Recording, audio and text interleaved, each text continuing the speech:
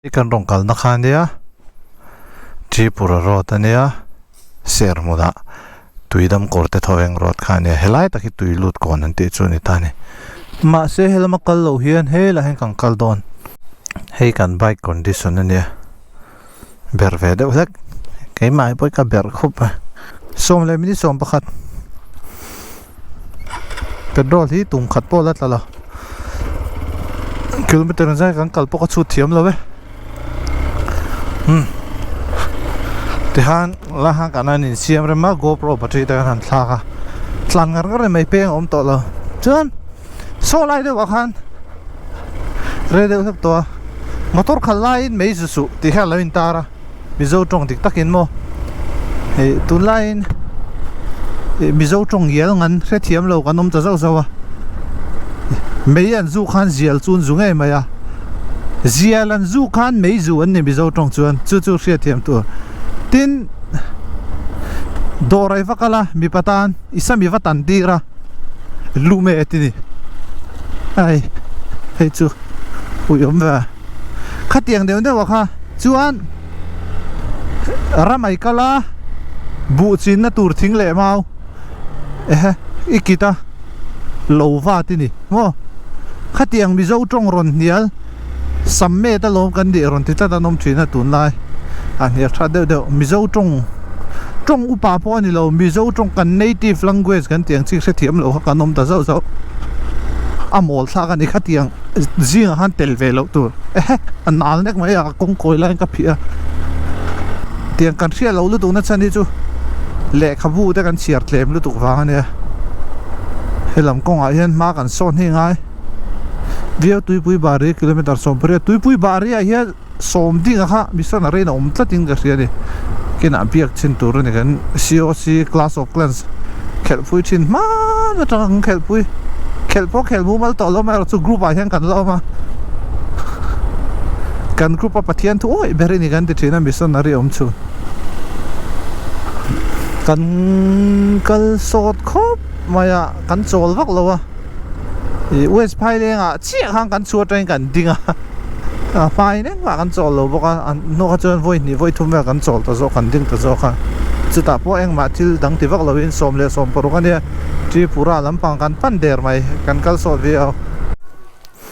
1049 ania hei tuipui bari biak in ko ta no hei som ding bai ka mo ka te lo ni lo wa Enfield thi nei thawa ma tak chu ka beta lo mai ka betlang thelo hei som ding a missionary om na khan ya hei an biak in ani he lum thakop mai tian ka GoPro ka dik thei lawa ki lai nu tang khan eng ma ka thu soi kha lo la lawa adik to turanga yang kal yang no pang ka lo bye bye zong te kha 1054 ani hey ka sana chon 1040 ra sang tin ati mai po tuipui baria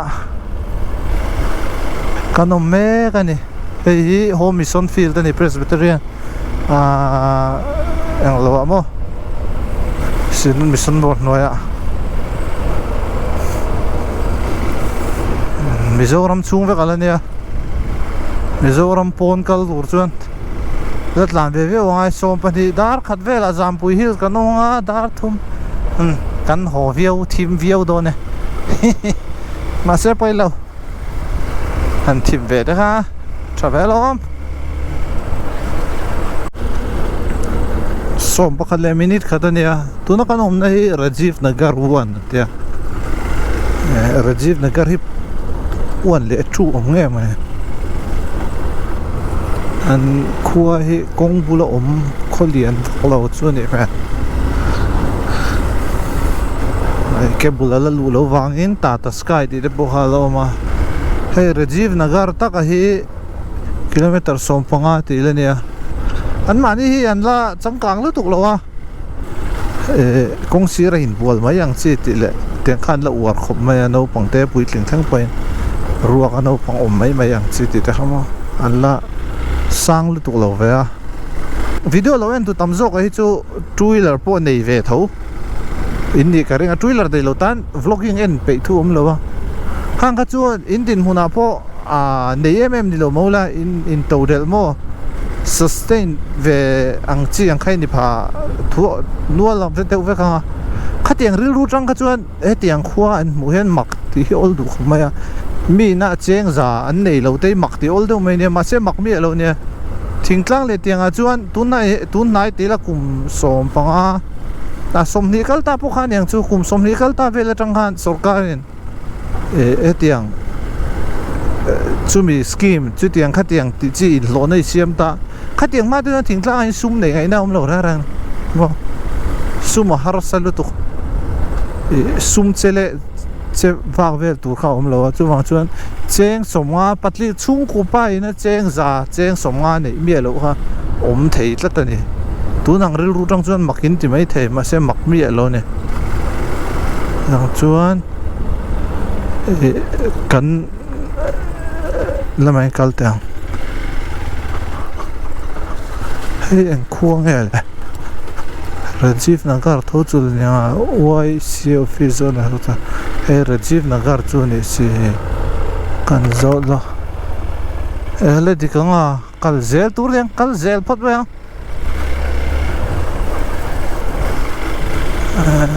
ai salai lu son al tu o rural ben Rajiv Nagar kilometer so pa ta khain ti boxe ka va bo hey Sidon mission muna niya tatlan zeli dia ha zat sinang oh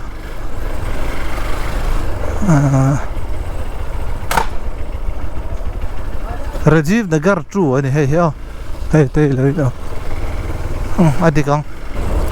chuwang chuan ni china kan soitang khan kho khat ro po hi din hunin an lo thei deu ania ai zo la poi ni na nei ang lo te mai ne theng khatan na cheng zali jang phur har same lo hi cheng khatan chuan chung koi na ngai tuang chuwang chuan thilin ti ho na po nang ma ni tum don na ni lo chuan ma hei hi e yang u chumi chu yang u ti liam ngot te mi ril ru hana tling thei te set tur ni ti thian in han chu ka mo school thil te mo tiang a plan sa in khami plan sa ron tel na trok nei khami singa nom ve the khami plan bak thil chumi chui e yang u chu ta chu ni cholong u chumi khami tiang u ti vak hi ke mani na kan tum sak thei vek don ni lo chuan rot vak lo tu soita in nang video en tu inang thawa po hian ni nang mi alawang video en tu thawa po hian attend chu sanga phur har sami alawin amang mo chu ti rualin cheng zanga chung ko bo nei lai nei lo lai nei ve fo an om thawang khatiang ani wang han tia po hian kan bula hian mi har sa tak tak anom ve chin ti setor Bailey Bridge ania river Sajek river ani he tu zonga mang chu mo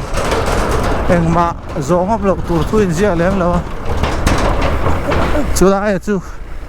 minor surroundings ani chu tan soi tel du an cheve la mi te economy te an din mun te ngai tu thin tur tina ni chu chen ho na kan soi ve zo chumi wanga mi hausa ho khan thil ti su ti na lamani lowa ma ro chu u ho thil ti anga chuan ti na zo kan chu mo mi hausa ho khan thil le vak su ti na lampo ni che lo cho hindu du le ro hei in nei te thil nei te ke chu ka ti thina in te kan venga in salian moi thei de ho te e in nal theng berin saro venga chei he ka ti thina te no khan mi hausa ho ka chuan in thei chuan mo in thil tha ka lo nei ro ti khan kan nei phak lo tur kan lo mu ve pha mo a lulu tuk chu ti zo chana ma ro chu kan soi zo chu a hu ho thil tiang chi nun ho na community polang mo e pway di thil te mo catholic thalai pol gkp mo ktp ang chi tiang te school ang han ka ho na ka soi na zo khan ya ka soi kwal talu tuka mana kan student lui pakhatin kal dai mo sar chu thil voi khati soi fia kan khe thiama a fia lo wi lawi di soi le va kan bo le trep zel de khatiang deu te poka ka khe chu ka a fia to nuwa soi fia lo wanga soi fia non khan ati boi mai don zok chaweng ka thia kan om na hi tlang lampang ani le trana a bo ro po zia le de ulak to ta khoi lai pok an sa lawe diname phanen kha kan ui ve bok se kang kal zel photanga oi athu lut tuk kari dai na thu ko lo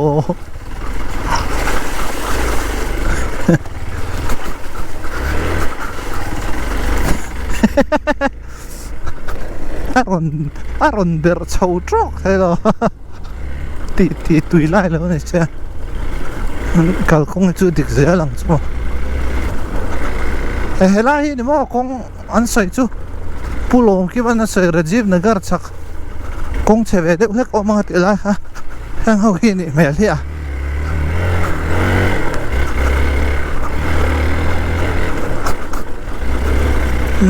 a express kong chiat lan dai han sai lok ka an min zo thin chu min an min zo fo thin chu oi la mi thang o express si 6 gear ni sei tem ti zo nei ka zot ka dok fo ti lem lo 6 gear ni se ei katlan lu di lo cha 6 gear ni se sang ta sang hangai lo chuma tu nang hi gear te man thei lo ngamo chen ka ot vak lo tin 6 gear hi hemi sports bike le tlan chak tur hisap de la kan lo chu kan mang vak pan lo ke tempo i soi vele zela ka khal nel de ni boka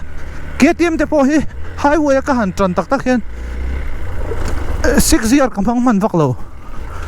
chu first gear la ngai ni he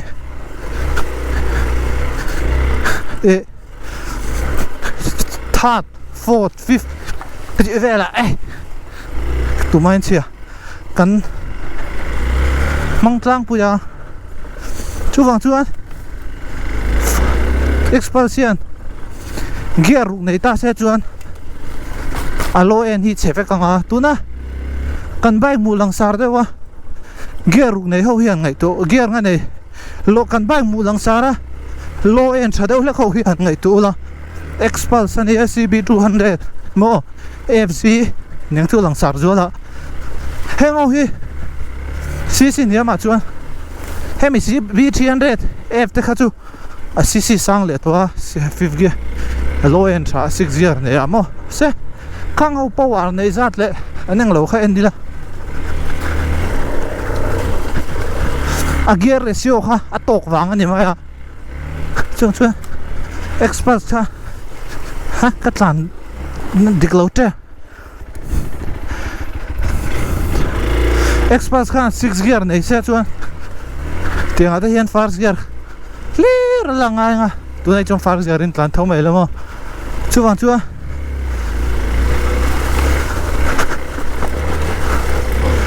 man na vak om lawang a that turang in a that lawang ti na chu han chuan min zo thin na chuan ka ti lem lo express 6 gear le 4 gear 5 gear version ta se a 5 gear thoka thanga chan chu atok zo a power ngai to in a engine he refine lem lo wa chak de wa han tlan na chi hen lem lo chu sang ta ha han no ma lo kan dai lim la no tung chuan expulsi 6 gear han ni se chuan berve china kan soyanga khan second gear kan po mai theng chi kha pot thei lo mo tin ba ka character hi nu la tlan chak tur siam ni lo 2118 manga stock de vein ka dalia a ke pok thak ve ka exhaust po mo chuan hi han soi du chu khami khan FIFA ni khan enge ya loe na tha muang chang khala po khan khal thei char ta ni 6 gear ho kha chu tiang kong te khan a kong chia khan le kho chu a loe na che me mai ta chu 6 gear bike loe en thadeu hi tam bak lo ya sproketing an thak bak ani lo chuan chu wang chuan in ka ot lo mai ro chu ka o ve thin chu chan chuan second gear hi lian thret se first gear hian nai thret se chuan se first gear kan la tam taka hian kong chi hian second gear in nuam sa doin mar doin a po thei ka ringa ma se kha khan dita se highway a third gear ne nei hlat lenga a puai le don tho tho a chuwang chuan in mi zo na thin 6 gear di sei tem te kha chu ka ti lo we ka lo me ti khane lo ha lo kan ron thang chia kanom nei he lai Rajiv Nagar khania lai kan oma khan tlanga kan lut chawanga kan pui hei Jampui Hills lai chho hi ni vek to helai inkaran kanom ola hi kilometer somvel a chedon an tia nuam don ni kong hi thalu duk lawa ha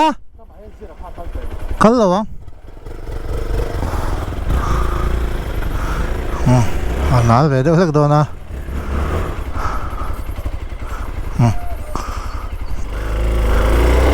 voi avir to hian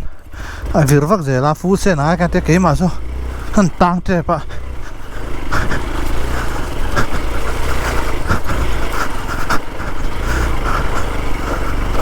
tiang kha chu a che za kha chu om ve zau zau dang chang ni ha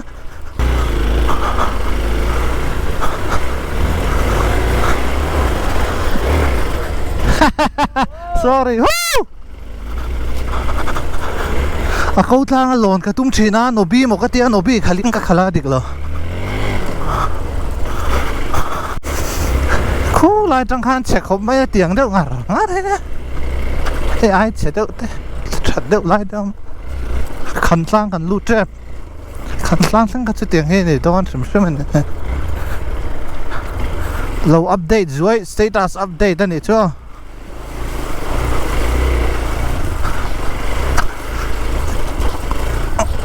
alaya send it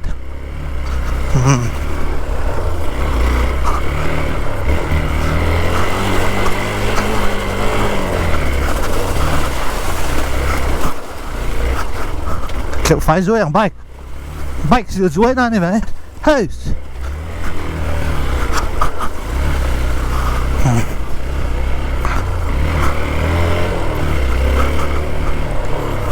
khẩn trương sáng chán tem bẹt lộn này sao khua gần lụt to này sáng té khá lông hoa lại lớn không hoa sơ rồi alo cùn về khẩn trương gần lụt cả góp ra có cùn về quá tầng hết ta trăng hiên này mà khô con thật đồ đôn ha chia bao hết làm thầy viết gì lá sự tiền như là hụt phù rồi em rồi chúng ta bao hết làm đây đó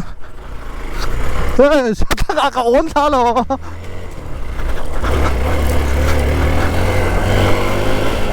dar som khale min som li panga nia khan tlang a kanom be kani tlang ang kakala kakal na tura var kan lo ma he noen ka lut ma yang ka chil tre pa lo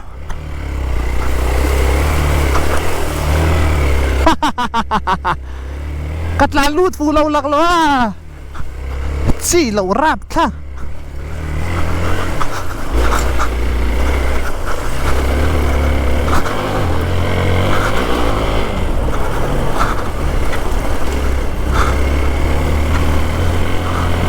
khẩn trương khua khang kan lo ma pa kan na son thei lu tu lo o tiang kong ra khua ra sir kal na omang he tam mai kapu kong chia hi la thu ye kong chia hi thu ye non metal road kitna kilometer to 4 10 thank you kem thum vel chia ni to te kong chia ka khalo khan tlang zo hi ka he to lo nakina rem deu le khuna chol dei la energy bu sangai dei li ma o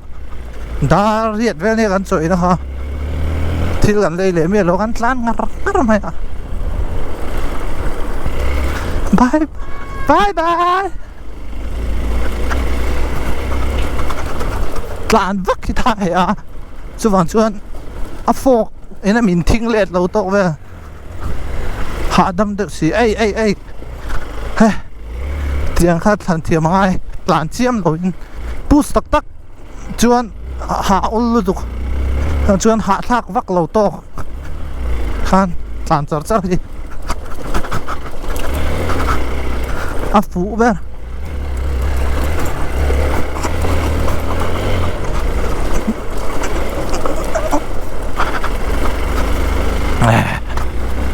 nuam a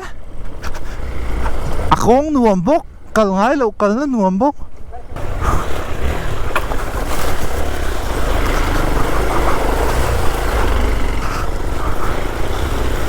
nuam oh expulse fak na hi ni ringot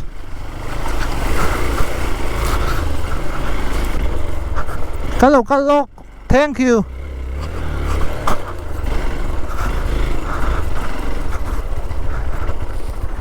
ni sai em ta hian ni chol du em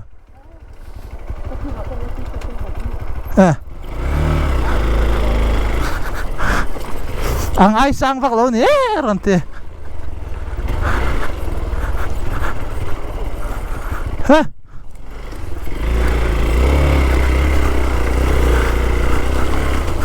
tlan lo long a sira zon ka pe to lo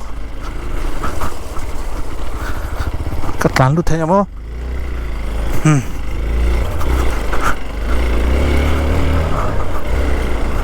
hay em khuang e ka lo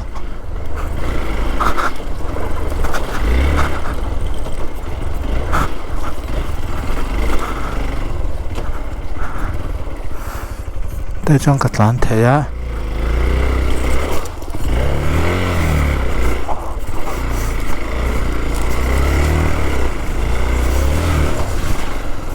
tôi đầu tiên đây rồi siêu con cho ai thật nó từ rồi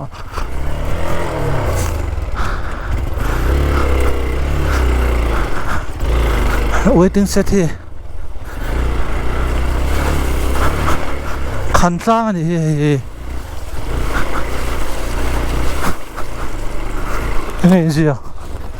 khẩn sang việc chưa lên gì mà còn bụi cần xanh còn bụi hey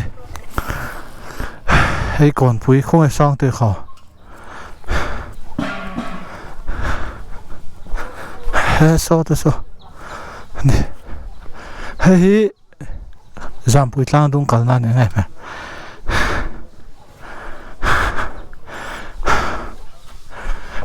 buông buồn nữa về anh cho lòng ta hen